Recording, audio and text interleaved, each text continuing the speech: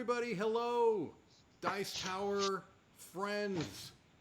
I am Mike DeLisio, and tonight I'm going to be your host of the Dice Tower Daily Chat.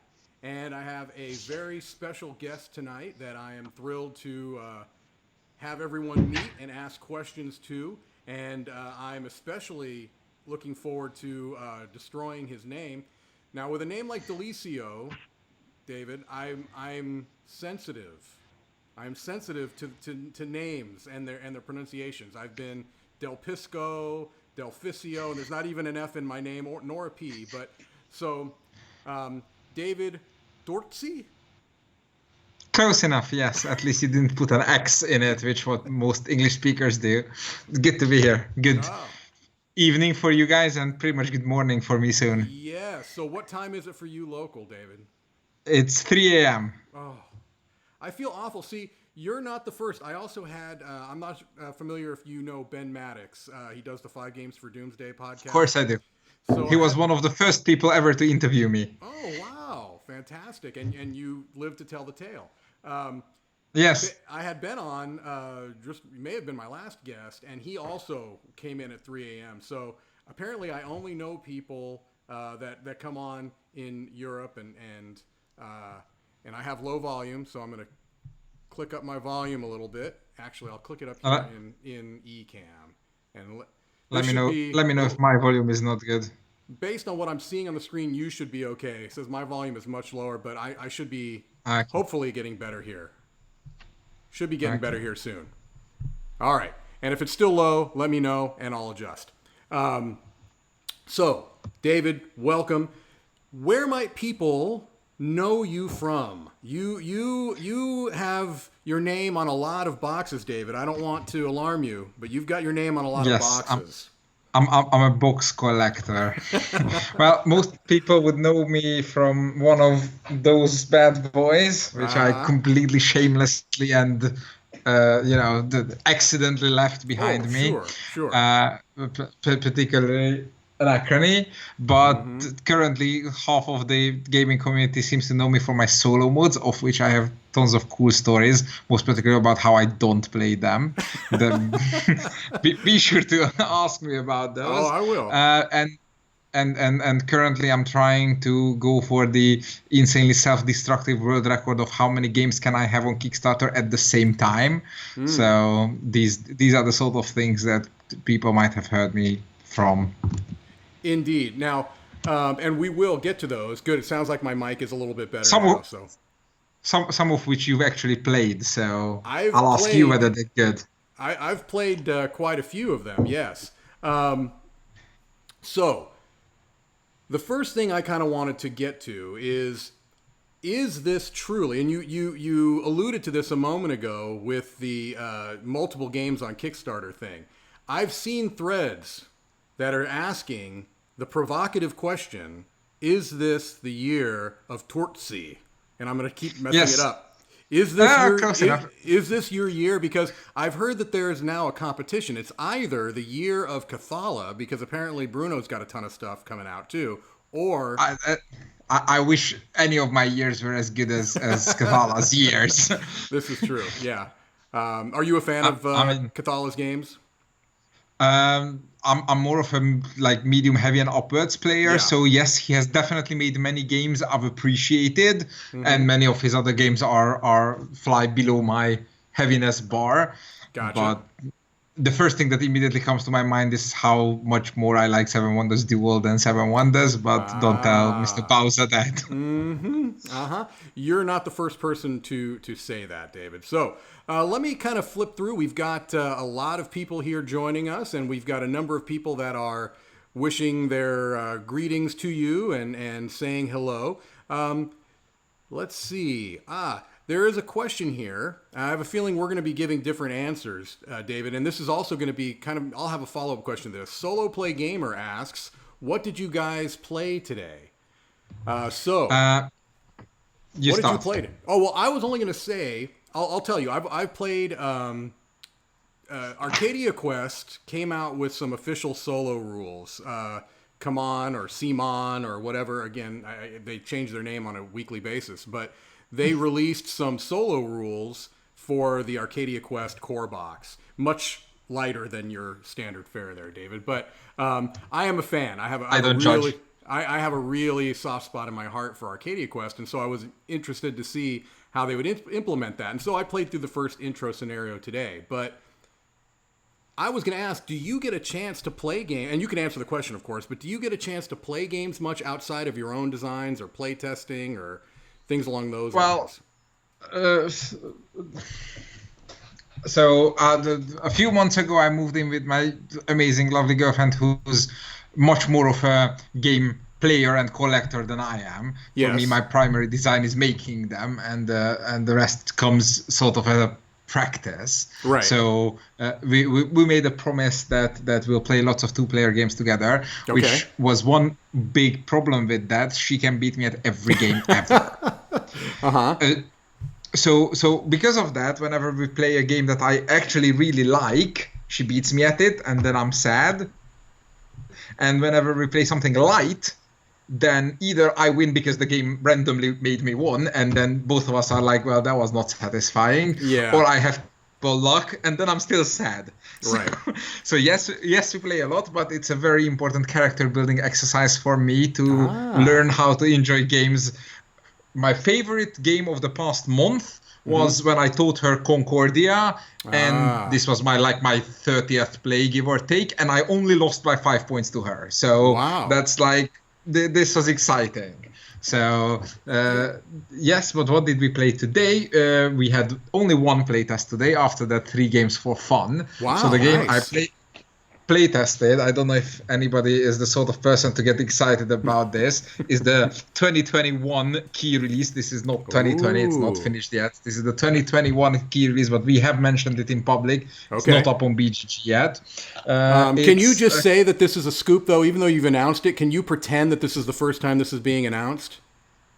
This is the first time this is being discussed on a public YouTube channel. Nice. Yes. All right, I'll take it.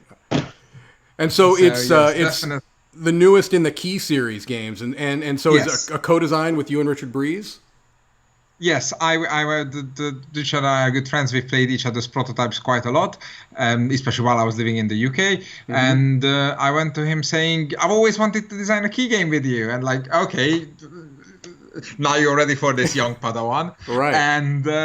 And I was like, okay, what game do you want to make? And he started explaining this. It's kind of like Keeper. You can follow each other, but instead of workers, you have these dice, and you can only use the dice if your die is smaller than the other, but you don't roll the dice, and then you can move your meeples. I'm like, that's cool. I want both to go around the board, and I want your workers to stay on the board and do an end game scoring condition based on where you left them. And he was like, okay. Let's put the two together and see what happens. Wow. So he retweaked a few of the mechanisms, but it is actually a game where you pick a colored die, move a boat containing that colored meeple around that many spaces, then you place it on the board, put some of your workers on, and that allows you to take the action. And then if your worker is still there at the end of the game, you get points for whatever scoring conditions on the tile. And then you add the key madness of other people can follow you, making you both of your actions stronger, and there are 3 different animals and 3 different resources to collect. So if you've played any of the bigger key games like Keeper or Cathedral, then you know that Keyflower is one of the lighter ones. So that's what everybody knows. But if you played the big and heavy key games, then you know what Richard does when he goes all Richard. And this time I helped him because I'm the sort of guy who also goes all David on it. So Gotcha. That was the first game we played, and then after that I demanded some fun. So what did we play? There was Copenhagen and Copenhagen Roll and Write back to back. Okay. Copenhagen was a very nice twist on the classic Ticket to Ride concept, and Copenhagen Roll and Write was again, I'm not a light games person, so I don't judge. There was one luck mitigation rule in it that was like, you take that rule out and I'm willing to play again. But it did the job. Right. And, Asger and Daniel are great designers. So, but obviously the big one was more my taste. And other than that, we played one more game and I already forget what it was. So probably not the team. So it couldn't have been that great, right? If it didn't leave that much. I'm checking my. Ah. Oh, it was it was Isle of Skye. Oh, okay. I love every Pfister game. This was awesome. I had terrible luck and Sure. lost badly, but if I had amazing luck, I would have lost only by a little bit. So Gotcha. What's your favorite of his designs? I haven't played enough of them yet, so I Okay. don't claim to be an expert. Ask me about Lacerda games and I can write you a thesis on it. But from Pfister, I loved Mombasa, but I've only played it once. Okay. Great Western Trail, I've played twice without and once with the expansion, and currently Okay. I'm thinking I will never play it without the expansion again. Sure, But sure. that was amazing. So Okay. Interesting. I've been told to play Maracaibo and I want to play all the little ones, the Oh My Goods and the others, but Yeah. not there yet. Not there Gotcha. yet. Gotcha. Yeah, I definitely am impressed with his designs. Not all of them hit the mark for me. Like, I'm one of those rare people that didn't love Great Western Trail. I actually preferred Blackout Hong Kong, but I'm way in the minority on that one. I've been told to stick to Great Western, Yeah, but no, hey, eventually I'll get to Blackout too. gotcha. All Plus, right. Alex is on the top of my list of people I want to co-design with before either of us disappears. So, Yeah, you know, I have to know his style. So that begs another question. Hopefully the chat doesn't mind if I go off script here a little bit. I will get to more questions, but you've mentioned. I'm reading in the chat, Oh, okay, good. chat too now. So. You've mentioned Alexander Pfister. You are now working with Richard Breeze. You've worked with a number. Many of your designs are co-designs. Well, the most famous of the people I've worked with is Daniel Tascini, Sure. Tolkien, Marco Polo, Teotihuacan, and the Tekkenu is coming out this Gen Con or in the Gen Con shaped Sure. hole that Right. we're all gonna have this summer. Yeah. And that was like lots of people say, oh, you designed another solo mode for that. No, that was a proper co-design. Got it. I asked him, can we have a shadow going around changing the prices of the action? He was like, yeah, but can I make it into a dice drafting game instead? I'm like, yes, only if you promise that this is the last dice drafting game for a year you make me work on. Because after Trish wishes to send another prototype of his that you haven't yet seen, I'm like, that's great. Can we do something other than dice drafting? He's like, just one more dice drafting, please. I was like, okay. Yeah, you And want then to he get showed into me the mechanism, and I was like, this is amazing. I need it. That's fantastic. Yeah, no, I'm very much intrigued by that one. I've seen just pictures of the prototype, and it looks pretty fantastic. Nick Wagner, is your choice of Excavation Earth a play on terraforming from Terraforming Mars? The art looks amazing. Reminds me of classic heavy metal magazine. I mentioned on we did crowd surfing where I was watching that. you may or may not have given me a small amount of grief that it wasn't my pick that week. Although I told you I was wrestling with the pick, David, and Tom did pick it. So I feel like, you were well represented. I'm now not gonna say anything about Cloudspire because A, we're keeping it positive, B, it would seem petty. Fair enough. I am very much intrigued by it. But I was saying that the art on it reminded me of, did you ever play any of the Mass Effect video games? Yes, but it wasn't an inspiration for me, Sure. but I don't know what the artist was. Right.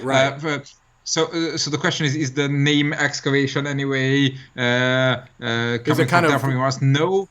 The name came from if anybody read my design diary, that then they can find out how this game turned from a unicorn horse betting race to an artifact excavating game, which is quite a big jump. Sure, But sure. in between there was a 1920s Indiana Jones theme that the publisher went, good, but can we have it with aliens instead? Well, first they asked, can we have flying hot air balloons? And I was like, yeah, but what do the hot air balloons do in the game? And they were like, I don't know, make them into alien spaceships instead. So I titled the game The Great Excavationist when it was 1920s Indiana Jones, and the team was referring it to Excav in short.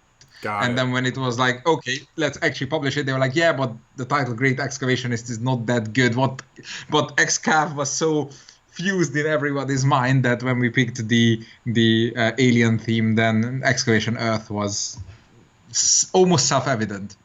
Plus it's cool because it's not a random sci-fi planet, but it's our gadgets. Yeah, I am very intrigued. That's still a couple days left on Kickstarter, if I remember correctly. Yeah. 2-3 days. Yes. I think the 48-hour email might be going out tomorrow or something like that. Okay. And I did a tabletop simulator play of another game you've got on Kickstarter right now, the Defensive Procyon 3. Did I pronounce that correctly? So this is the one we've been talking about until now, and this is the one you're asking other way around. This is the one you're asking now. Yes. Okay. Yes. So yeah, you're Procyon 3. You're all it's over finally the place. funded. Hey, that's Yes, awesome! Congrats, congrats. I mean, it's a very niche game, so it's hard to convince people that I hate war games. People that it's like not your granddaddy's war game, but you tell them you played it. Yeah, I did, and I'm definitely, I wouldn't say I'm one of those I hate war game people. That's never the angle I'm going to come at it from. But I have mentioned in the past on numerous occasions that war games intimidate me.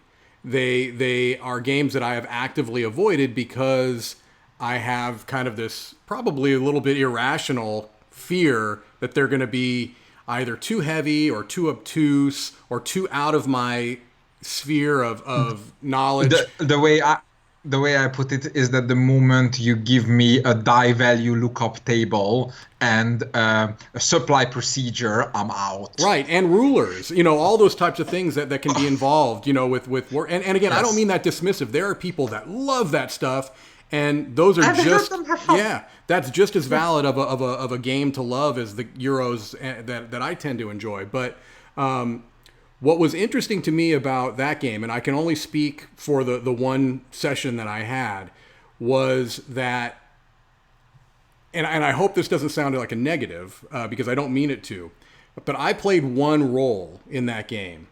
And someone asked me somewhere else when I was talking about it, do you feel like you could teach the game now? And I almost laughed. I'm like, well, I feel like I could teach my role. I could teach somebody to play the principal, that role that I played, but I could not tell you at all what the other three were doing. And that's entirely by design, because the game comes with a 50-page rulebook, but in order to start playing, each player needs to read 8 pages of that. Right, and that's what I read. I read 8 pages. Yeah, and you read 8 pages and you played the whole game. It's absolutely right. So it's a fascinating design in that way, because it really truly is asymmetrical, and you essentially are playing 2 separate games at the same time that have a connection, a space board. 2 separate asymmetric games. Correct. Yeah, all 4 roles play completely different. So, I can very easily say I've never played a game anything like it. And that for me, just on itself, is high praise, because I do think that a lot of times when you're playing a game, you have so many frames of reference, so many points of reference. Oh yeah, this is like this is like that. I really couldn't say that with that game. Fred Perro asks, and this is a game, David, that I have not played yet, and it's killing me because this has become so huge in the it seems like in the popular consensus right now. Another game from the same company, PSC, Blitzkrieg. Blitzkrieg's Automa does a great job of simulating a human opponent. Is that your primary goal? There we go. Is that your primary goal in designing an Automa or Automa? I have not played Blitzkrieg. Tom loves it, and I'm very much looking forward to it. As soon as I get a chance, I can't wait. First, I'll answer the question, then I'll give you a scoop. Okay. Yes, my primary goal of designing an Automa is always figuring out what interaction I enjoy in a 2-player game, and what's the simplest way modeling all of it. Okay. I've often had this discussion with Morten Monrad Petersen, Automa Factory, that he starts from what's the simplest Automa that can run the game, and then keep adding interactions to it. Whereas I start with all the interaction. I play a 2-player game. I write down he blocks my spaces. He builds my buildings. He blocks me from going there. He beats me on that, etc., etc. I write down all of those things, and then create a randomizer system for it, and then keep simplifying it till it doesn't distract me from playing my own game. And then I figure out a victory point compensation system. The bot is essentially cheating through to his teeth, but it's cheating in a very logical way. And figuring out that logic that will generate a victory point amount plus minus 20% of whatever an average player gives, and then list 7 options how to turn up the heat if you're one of those people that can easily beat that. Right. And then especially more interactive games as a spice, add the ways that you can outsmart the bot. The easiest, and since then I've done it a lot more intriguing ways, but the easiest way I can explain it is in Anachrony, if you see that the bot might build a building next turn, then it'll score 4 points for building that building. Right. And even if you don't need to build the building right now, just by going there and blocking that spot, you make the bot score, and then the bot will still do the construct action. It will fail, and when it fails, it scores 1 point. Sure. Because there is a catch-up cheating mechanism built into the bot. But you denied it 3 points by a smart play. Right. So, and since it's essentially a two-player game and you just need to have more points than the bot, then sometimes taking 3 points away from the bot might be better than giving yourself 4, or definitely better than giving yourself 3. Sure. So, sure. And these, because when I play a human opponent, when I make a good move, I feel like ha, and I want to tell the bot ha, because. Right. Because and even when I do a simpler one, which is just flip a top of the deck and do whatever it says, then I always insist on tiny decks that either all but one or all but two of the cards must come out throughout the game, or that it's a very, for example, in Petrichor, it's a very tiny deck that reshuffles extremely often. Yes. Which means that it's essentially non-random, and even if there is a closed deck in front of you, you have a 1 in 3, 1 in 4 chance of guessing what the next card does. Right. And that's one of the things I really actually appreciate about that particular solo system. I really like the solo I like the game Petrichor in general, and I really enjoy the solo variant in that. I have another scoop for you then. Oh yeah, you still have me? Okay, so let's hit me with the scoops. What's the Blitzkrieg scoop? So the Blitzkrieg scoop is that I have played the sequel. Ah, nice. I can't say anything more because the ink hasn't dried on the paper yet, but I have played the sequel, and I wrote a half-page email to Nick Shaw, my frequent collaborator, saying, look, this is what we're working on, what do you think? And Nick just has it in his little pinky, so half an hour later he sent back a finished solo mode for that game. Wow. Fantastic. Yes, other thing I always say is that it might be my beautiful face on the boxes, but the only reason my solo modes are anywhere as good as they are is because of the wonderful people, namely Nick Shaw, John Albertson, and Xavi Bordas that test. And these days they know my method so well that they design half of it essentially, because I just give them look, these are the ingredients we're cooking with, and they all know how I like to cook it. So. That's right. They all know how to make that stew with your ingredients. Yes. I'm assuming that it's still going to be Paolo Mori that's designing it, who I think is a really incredibly underrated designer. A really underrated designer. I am working with him on designing another game for another publisher in another genre, but that game hasn't gelled just yet, so I don't like talking about games until I like them. I'll talk about them once I'm confident. The other scoop I promised you is that Petrichor is not yet finished. Ah, fantastic. So we had the flowers, we had the honeybees, and now we've got more, yes? Yes. Fantastic. Yes. And I know what the one more is, and it's hilarious. Oh, okay. Well, see, yeah, that's a game that I think people have slept on a little bit, and I think the reason that I was attracted to it, or the reason why I think some people are turned off, which is the theme. I love that theme. I think it's fantastic. I like seeing themes you haven't seen before. Credit where credit's due. The core design and the theme is both the brainchild of David Turczi, who is a mastermind of theme. If you've seen And Then We Held Hands or Pursuit of Happiness, then you know that he can make themes like no other. And one day he came to me saying, I want rain clouds playing dominant species. What can we do? Wow, that's great, because it is like a dominant species light. I always call it a dual area control game, because you've got kind of two places where you're doing area control, and it can be an incredibly mean game. I mean, there's a bit of meta there. It doesn't have to be. No, that's exactly right. Because there's no random screw you in it. If I let you play a card to screw me, then why didn't I set up a situation where you would have gotten more points by not screwing me? Right. That to me is the key. Is that none of the meanness, if you even want to call it that, you could also just call it interactivity. None of the meanness it's direct interaction, correct, not negative. Right. Exactly. This is a fantastic question. Oh, go ahead. Nick Wagner is telling you to buy me some beer to get me drunk for more scoops. I don't like beer, although I'm happy to divulge plenty of info with or without. We've already gotten 2 scoops, 2 actual scoops, and one that I made up. 3. Well, we'll call it. Blitzkrieg, Patrick over. Yeah, we'll count Quayside. We'll count Quayside. Yes, please. Meanwhile, I'll stand Patrick. Yeah, there you go. There you go. Doesn't get forgotten. This is a fantastic question from, I'm just going to say Stick H, because I don't know how you would actually pronounce it.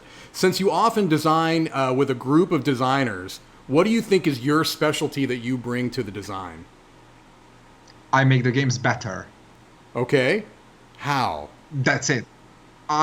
I work with people who are inventors. Daniel Tascini can pull a new mechanism out of thin air. David Kirkhope can pull out a theme that nobody has ever heard of. Victor Peter and Richard Allman has narrative integration to the point where the game doesn't have a story. The game is the story. Right.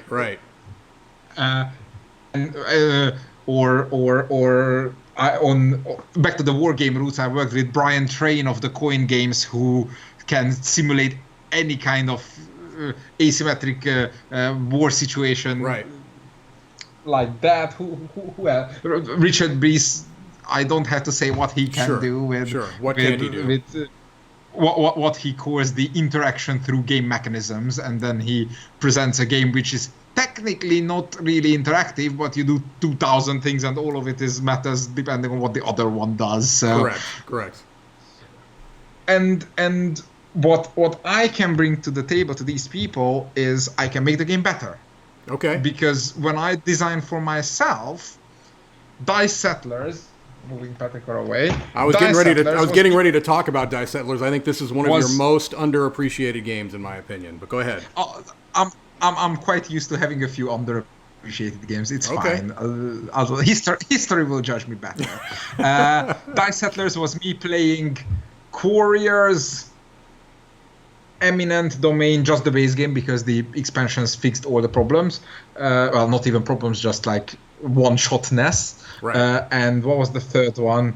I don't even remember. But it was basically me playing Quarriors, which was the first back-building dice game. Right. Eminent Domain, which was a deck builder game with the only interaction is leeching each other's actions. And while in time I grew to appreciate that mechanism, and now I love. At the time, I was looking for something more let me build my own combo kind of thing. Right. And I don't remember what the third game was, but I knew that. So Eminent Domain also inspired with the technology cards. Like if you buy a blue planet, you can get a blue technology, etc. But neither Quarriors, neither Eminent Domain had a non-negative, direct confrontational interaction. And at the time, this was in the same year when Petrichor was designed. Obviously, Dominant Species was the biggest influence on my mind. So I was like, okay, let's take the actions: explore, settle, attack, produce, trade, whatever the last one is, of Eminent Domain, put it in the bag of Quarriors, and then make it better. Right. Yeah. So I know that I'm not an inventor, but I can look at 3 little boxes and pick half of each box that I like, put them together and make it. I think the only proper new mechanism I've ever invented was the sand timers in Kitchen Rush and Rush MD.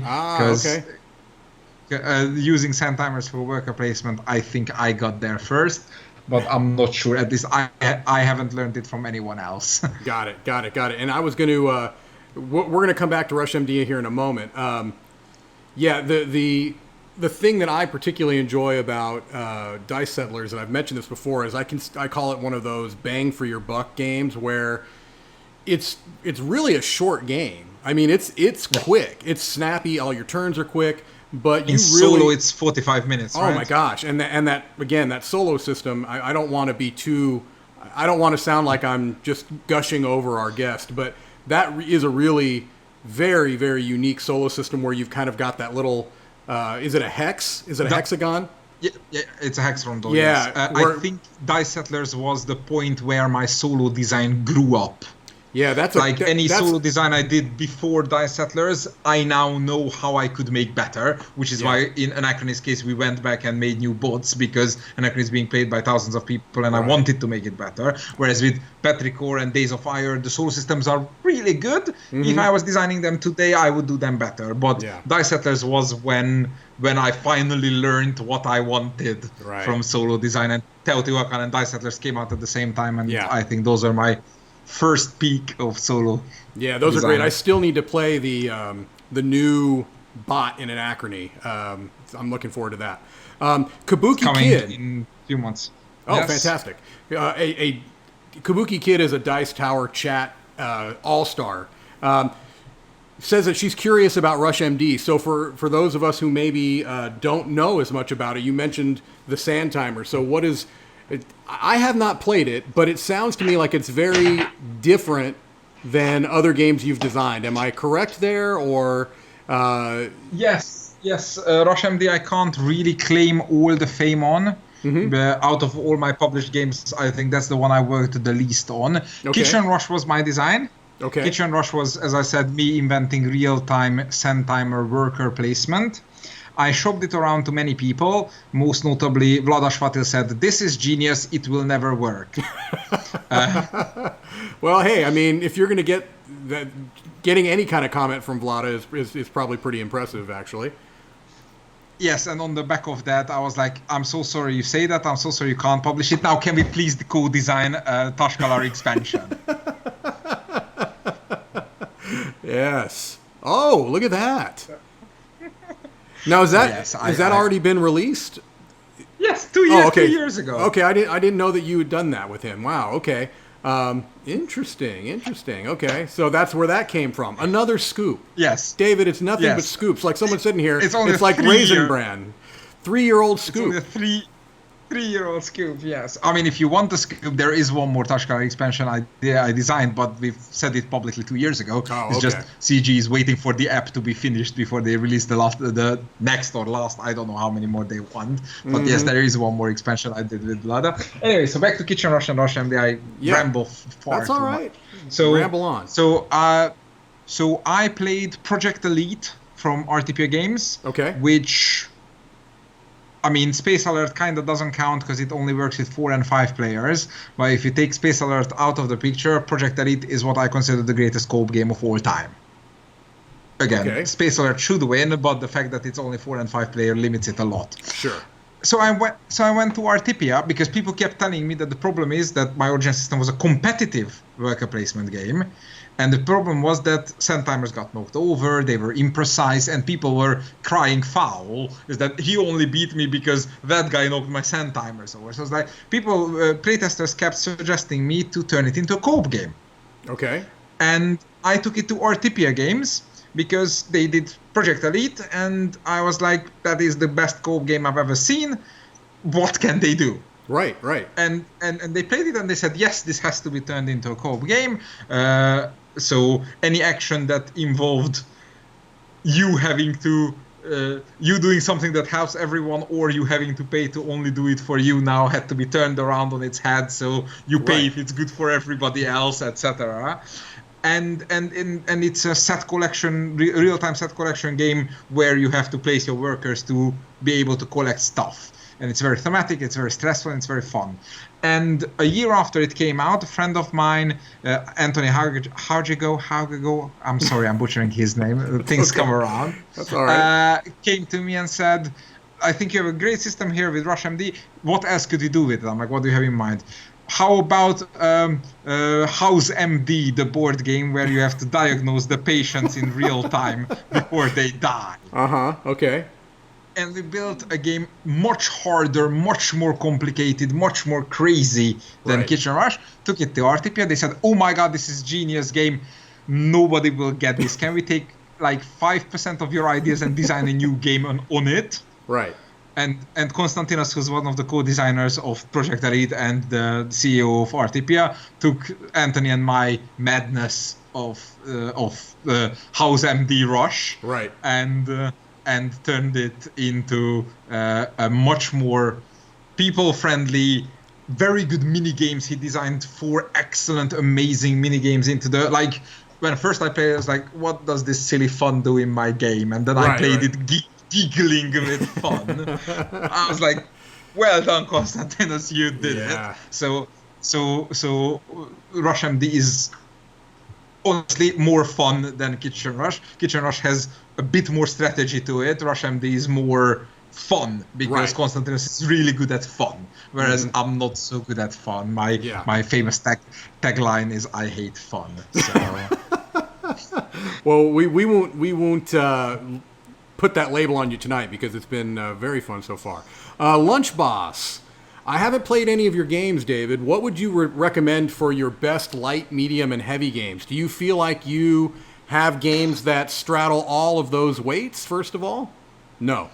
I don't have light games at all. The lightest game I have is Welcome to Dino World, which is the heaviest roll and write ever published. That game made my head explode. So, the light version or the heavy version of the game? I don't know what version I played. All I know is what version I played made my head explode. I played it with the Murph brothers. So basically, James O'Connor designed a lovely little roll and write, which was thematically exciting but mechanically a little boring. And the publisher asked me and Nick to juice it up a little bit. So there are 2 versions in the box, the light and the danger mode. The danger mode has about 70% of my suggestions in it, and the light mode has about 30% of my suggestions in it. So you can imagine how I would have made that game, but you don't have to imagine it, because after this project was finished, I went and designed Roam and Roll with Nick Shaw, the same Nick Shaw, which looks like a roll and write, but is actually a proper full big box Euro. It plays 90 minutes to 2 hours, and the action combos will blow your mind, but you're rolling dice and you're drawing buildings on a map. So I was like, so I don't have a light game to recommend you. Once, many dozens of years ago, before I was anybody, I probably got published a small game called Microfilms, which looks like a cool love letter difficulty game. It's a half an hour long, heavy card counting, tactical combat game. So no, I have never made a light game other than Kitchen Rush and Rush MD, which are family friendly. Sure, but they're still not simple. In the medium range, the Petrichor, or over on the other end of my shelf, my more historically inclined Days of Fire, Budapest 1956, and its more wargamey sequel, Knights of Fire. Anachrony, lots of people think it's a heavy game. Honestly, it's medium at most. The fact that BGG rates it as a 3.9 is ridiculous. Oh yeah, it's not that heavy of a game. No, it's a base game. Anachrony is a 3.4 at most. Right. In my book, actually, Dice Settlers. That was what I was going to suggest. Like base Anachrony is a little bit lighter than base Dice Settlers, and then each Anachrony expansion makes it a little bit heavier, while the Dice Settler expansion just goes from 0 to 100 immediately. So I don't know if you've tried the expansion out, but that really heavies stuff up. But I don't have super heavy stuff either. I mean, yes, I do. The Tricarion expansion I did, but that was because the base game I started, it was already super heavy, and I just cranked up the volume on it. So no, all my games are in the 90 minutes to 2 hours, maybe 2.5 hours range. So I would say my hotspot is the medium heavy to heavy to low heavy. So nothing in the upper heavy, nothing heavier than Vinnos, I would say. Comparing on the Lacerda scale. I think that's fair. We got a shout out from Ian OToole. Hey, Mike and David. Hello, Ian. Have you ever worked with Ian before, David? Not directly. He did. Hi, Ian. He did the amazing work on most of the Vital's games, and I did the solo mode for Kanban EV. So I've seen the solo I don't know cards that I knew that. I don't know. I knew you did the solo for Kanban. Okay. No, the new Kanban, the one Yeah, that was the on EV, Kickstarter in right. February. Yes. Oh. I try to sneak myself onto a VitalBox very badly. And here's your scoop number 4. And I'm going to Yes. say as little as possible. There is very likely to be a game within the next 18 months with both me and both me and Ian's name on it, but I can't say a word more about it. Wow, So fantastic! All right, well maybe I'll bug Ian offline later on and see if he'll give me the scoop. All right. Yes, we're having the people saying that sometimes the weight on BGG can be a little bit off. Scott P asked, "What would you change about the solo mode in Days of Ire? If you said that if you could revisit it, you would. What would it's you a bit change?" swingy. It's a little bit swingy. The fact that it plays 4, I don't know, because it's still really good. So Yeah. so I don't think I would change much, but I think it got a bit good, like accidentally and not by design. Whereas by Dice Atlas and Teotihuacan, I knew what I was building. Right. Honestly, I would just look at how to reduce the swinginess of the cards, because if you get 4 green cards on a turn, then you're king, and then if you get 4 red cards in a turn, you can just die. And Gotcha. I find, if I was designing it today, for people who want the Pandemic plus experience from Days of Ire, it's probably perfect. Right. But when you compare it with Knights of Fire Spot, which I consider to be my best solo design today, which perfectly simulates the human player to the point where you can play little feints to make it attack the wrong district and everything, it gives you a ton of things that it'll do against you, some randomness, some non-randomness. So, like, I've been practicing the balance between interaction, randomness, planability, Right. and by Knights of Fire I got it. So, which is why Days of Fire I consider one of my earlier works, but there's nothing wrong with it. Okay, fair enough.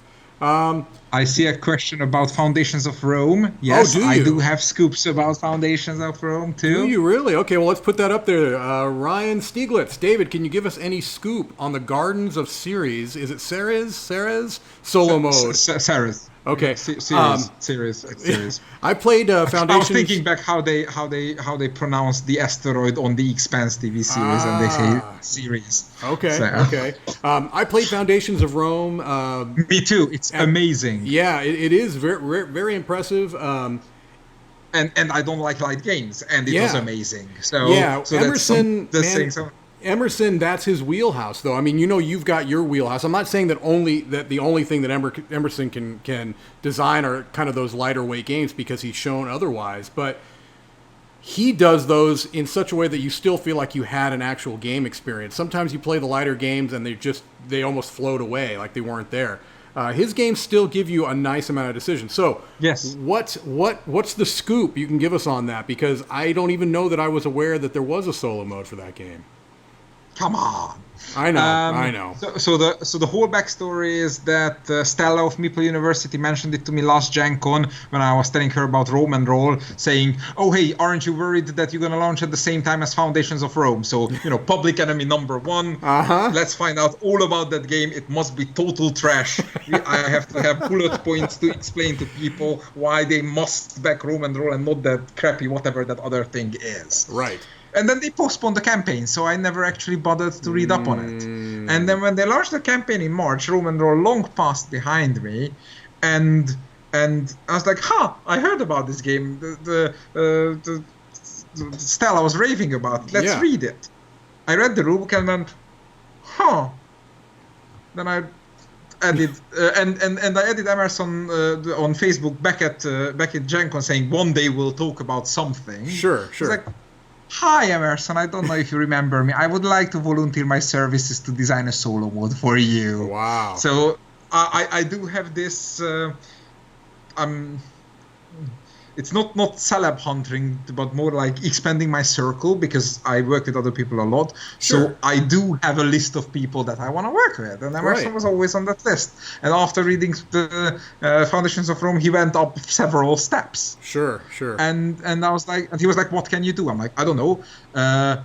I can't even play the prototype for the next 3 weeks until you get me the copy, but let's have a Skype call. Tell me about the game. What do you like about it? Well, and then after 2 Skype calls of like 40 minutes each with Emerson, he sent me the print and play files. I sent them off to John, one of my solo developers, and said, I think this is how the solo mode should work.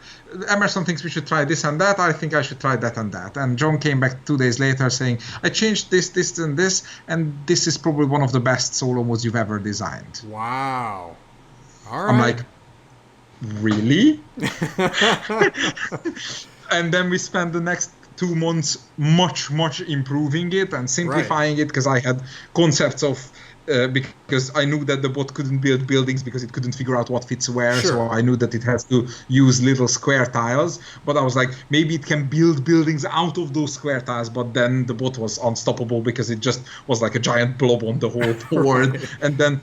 and then kept improving, and then Nick joined the team as well, and it was good because we had 3 different skill levels at the game. Yeah. So, and then I finally got a physical prototype so I could try it out, and yeah, so Foundations of Rome was amazing. And then a week before coronavirus hit, Emerson and I talked about, hey, we should totally design a game together, and he was like, well, I've never done that, so how do you start it? I'm like, I don't know, we talk about ideas. I currently have 1 game idea that I was too lazy to design. Here is it if you like it. And he went, I love it. Let's design it. And then Corona hit, and we haven't seen each other since. So he's also on the list of people that I might co-design a game with one day. But that game doesn't exist yet. Don't get excited. All right. Well, I'm not too late. I'm already excited. Unless you're one of the big publishers, in which case send me the contract. Get very excited, now. Right? And your ears are wide open. Yeah. I think you just cost me another $100, David. Thanks. I appreciate that. Fred Perro. David, would you ever be interested in doing an IP game? And if so, which IP? So over the next 24 months, I will have a video game adaptation of Beep released, followed by a video game adaptation of Beep released. And then finally, I'm working with Beep on an adaptation of Beep. Wow. So they're coming. That's how. There are a few TV series IPs that are on my list of, if it ever comes up, yes. But TV series IPs come up much rarer than video game IPs, so I'm personally not a video game fan, but my girlfriend is a crazy video game fan, so one of these 3 ended in my lap because she said, I want it. So we got it. Does the I know you can't say it, but does the IP contain the words No, Animal I can't say no. Or Crossing? No, I'm just kidding, because Animal Crossing is everywhere. So I mean, you would just see people's heads explode if you. Yeah, no, I don't either. I mean, I know what it is, but I've never played it. I just feel like you and I are the only two that don't play it. There's one video game adaptation I can talk about. I was a developer and a solo mode designer on Europa Universalis: The Price of Power, because it was on Kickstarter last year, and it's gonna ship in a. Oh no, it's gonna go to. I don't know where it is. I don't want to say where it is because I have no idea. But that was an amazing experience because I flew to Norway to work with a guy whom I've never met, and 5 days later we departed as a well-oiled team, and now we have many more things in the future together. Wow, that's fantastic. Well, let's get a question from Ian OToole, a lovely former guest of the Daily Chat. David, have you designed any games that play only solo? No, most of all because I don't play games solo, and I would not spend time designing a game that I would not ever play. Okay. I have designed games which I've been told the solo experience is actually better than the multiplayer, most notably Days of Fire and Nights of Fire. Okay. In both cases, I say that's because you haven't tried the Soviet side yet.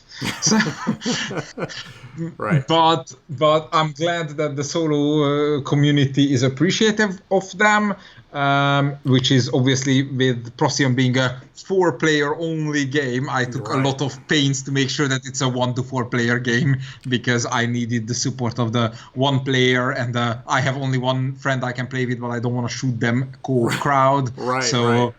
Yeah, after playing that game, David, I'm really struggling to wrap my head around how that solo variant is even going to work. I mean, It's amazing And to me. Automa move. Basically, the meld starts closer to the planet.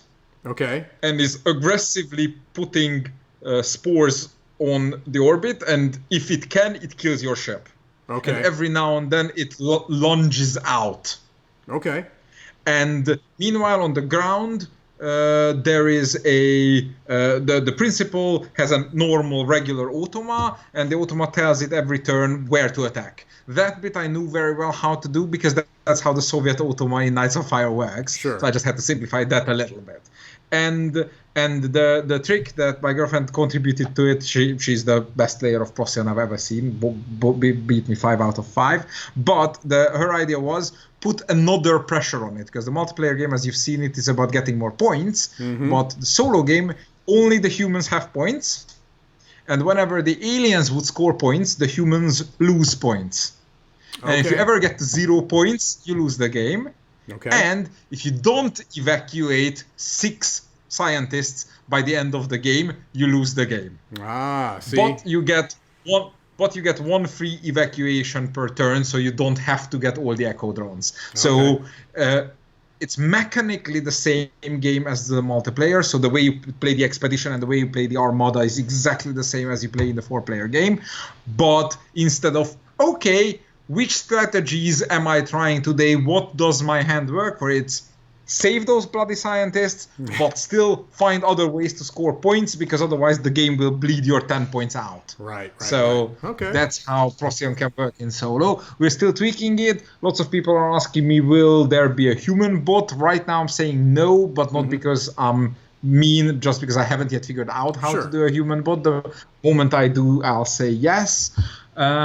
Yes, Golden Series had a question about when is your new Tashkar expansion coming. That was going to be my next one, because we skipped. We didn't skip. We got it right here. I've been told that we'll do it when the app, the CG Digital is planning a Tashkalar app, and they've been talking about it for years. When that bubbles to the top, then the internal testing will be the playtesting session of the I don't want to say last expansion, because the latest expansion. Great. Got it. All right. We didn't skip you, Golden. We got it. Go ahead. My favorite Expanse character is obviously Amos, although I love to laugh at every time Holden does something silly, trying to do good. So. I feel like I need to watch The Expanse. So many people that I trust their opinions and have similar And it has a tastes. great board game adaptation, which is butt ugly. Sure. Holy hell, it's ugly. But it's such a good game. It's like a Jeff coin Engelstein, light. Right? Yes, it's a coin light area control powered by a Through the Ages card row. Okay. And, with player-directed scorings like in a coin game. It's like lots of games claim to be a coin light, right? But Expanse is the good coin light. Okay, so is that shots fired against Root? Have you played Root? Root has a lot less in common with coin than the Expanse does. Oh, like interesting. The Expanse properly feels like a light coin game, while Root has tendencies similar to coin, but mechanically is nothing like coin. Okay. While to Fred Parrow, if you want to search Knights of Fire, then I suggest spelling it with an N instead of a KN, because it's called Knights of Fire. There we go. And it's easy to remember because it's the sequel to Days of Ire. So Days of Ire, Knights of Fire. Yeah. Yes, exactly. So it's the same words. Now you were saying that you were calling one of them more of a war game. So is that true? Did I hear you correctly? One you would consider a war game and one you would not? They're both historical games. Sure. Days of Ire came from the fact that I wanted to play Twilight Struggle, and my gaming group at the time wanted to play Pandemic. And I really didn't want to play Pandemic, so I went, I'll do you one better. I'll design a game that does both. Okay. So Days of Fire, one or more players play as the revolutionaries, and they collect cards and move their leaders around and use their cards to solve events, to solve problems that the revolution faces, and collect NPCs like other fighters that help them. So it feels like it's the same logic that you collect yellow and black and red cards in one particular player's hand in Pandemic, just there is more stuff to do. And against it, there is a Soviet player, which if you play solo is a deck of automa, but if you play one versus many, then it's a Soviet player playing I draw X cards from a deck of cards, and I choose a number of cards. If it's my card, I get either the ops or the effect. If it's your card, I either discard it and get neither, or play it and I get the ops, but you get the event. So it's like the way I described it is it's like, you know, when you practice ping pong and you put the other table up. It's like playing Twilight Struggle against the ping pong table. So that's how that game works. So neither of those bits. Yes, there are things shooting and there are things blowing up, but mechanically it's like the closest game I would compare it to is Black Orchestra. Oh, interesting. I do have my complaints about Black Orchestra, but again, it would sound petty because things I consider done differently. Whereas Knights of Fire is a co-design between me and Brian Train, who is a Distant Plane, Colonial Twilight, well-known wargame designer. Okay. For me, half the Hungarian Revolutionary side of it was inspired by Sekigahara, the reunification of Japan, which is a light block war game. And I said, can we do a light block war game where you're still doing Euro-y set collection, hand management choices? Right. And then we need something to play against it. And what I came up with against it was one of my rare new mechanisms, is where the Soviet player had 12 cards, and each round he would pick 6 cards to go into his hand and 6 cards to go into his combat deck. Which might be familiar to you, because I like that mechanism so much that I reused it with a different twist in Prussian. Right. So, all right. Did you see that? Yes. Yeah. Is this going to be our next scoop? Are you going to design the solo variant for War of the Ring? Do you want me to tell you the budget I would roughly ask for a solo mod for War of the Ring based on the testing required? Hey, I mean, the worst you can do is ask, right? What are they going to do? They could say no. Ask Ego how much they paid for Kanban and triple that or quadruple that, and then I might have time for it next year, but no. Would you say that Kanban was your most difficult, or maybe the Tricarion? I'm just trying to think, what would be your most... Cerebria. Okay, yeah. I think it took me 3 months of my life.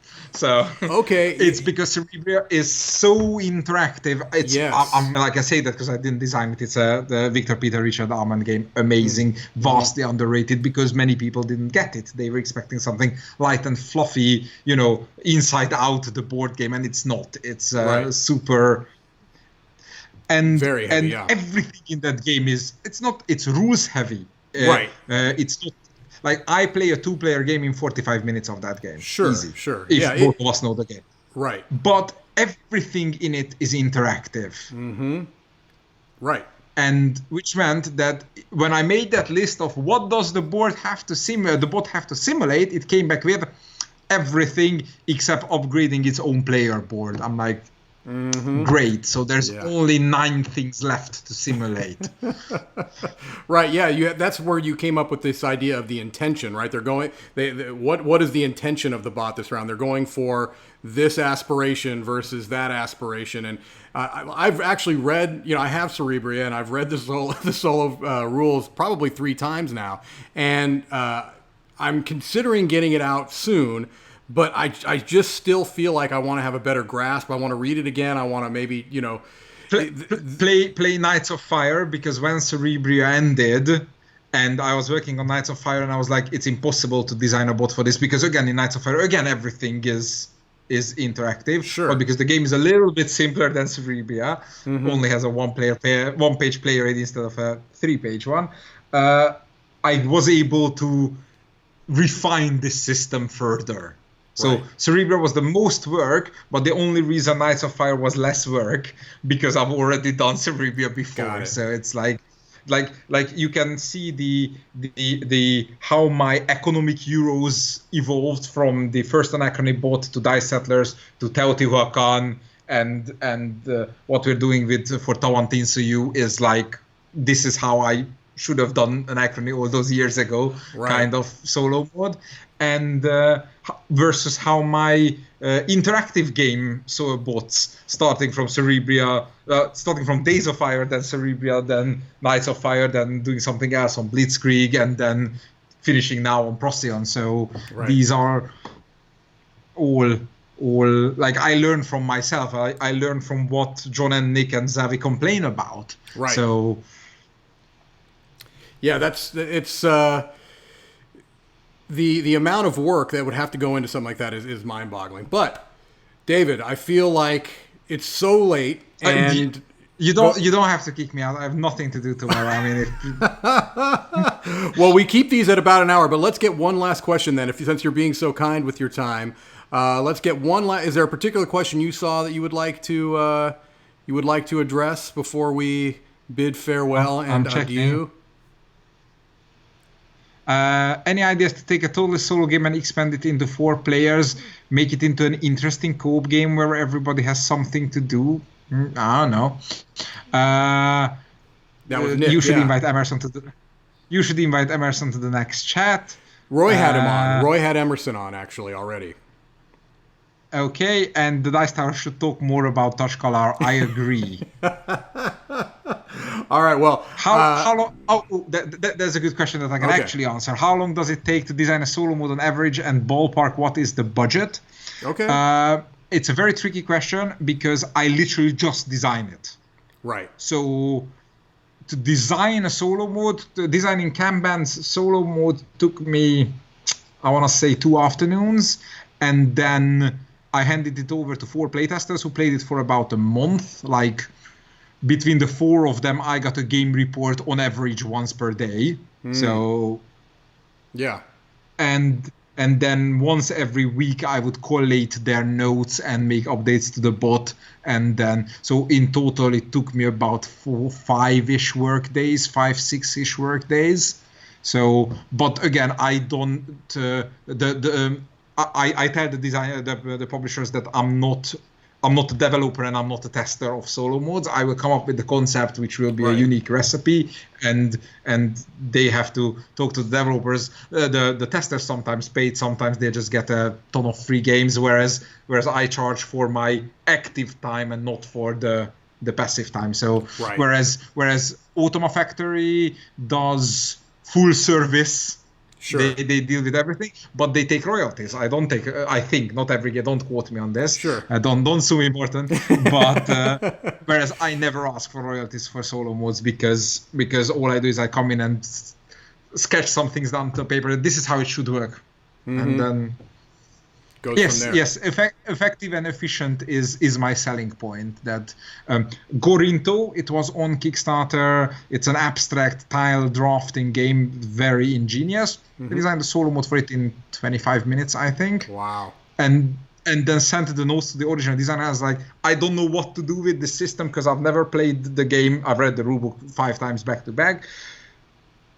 Can you finish it? And a week later, he came back with a video of him playing the solo mode. I was like, change those 2, change how that randomizer works, and then bring it back. And he brought it back and said, the solo mode is amazing. Wow. So, yes, effective and efficient is my selling point. I would agree. And also charming and lovely individual, and I prefer the term shameless. Shameless. Okay, well, look, hey, one man's shameless is another man's charming, I suppose. But I really do appreciate you taking your time, especially at this ridiculous hour for you. It's been I'm really sleeping until noon tomorrow. Do it. It's been very interesting. I know that the chat has enjoyed hearing from you, and I'm sure the people that watch this later are going to enjoy learning a little bit more about you and all of your designs. And look, I feel like it's clear that this is the year of Turczi, and so we just have to just acknowledge it and accept it and go with it, don't you think? I don't think I'll keep up this rate of growth forever, but my 2021 list of games is almost twice as long as my 2020 list of games. So I can keep up this double my output every year for about one more year before I go absolutely nuts. Yeah. So that's, hey, take the exponential growth while you can. But thanks again for coming on, and thank you to the chat. As always, it's been a lovely chat with you, David. Thank you for having me. Don't forget to back Excavation Earth, the Defense of Procyon 3, and the expansion for Rush MD. There you go. They're all out. They're all live right now on Kickstarter, right? Yes, they are. All right. All Fantastic. 3 of them. Yes. All right. Well, that's a great way to end. Thanks again, David. Thank you to the chat, and take care, everybody. Good night. Good morning. Yes.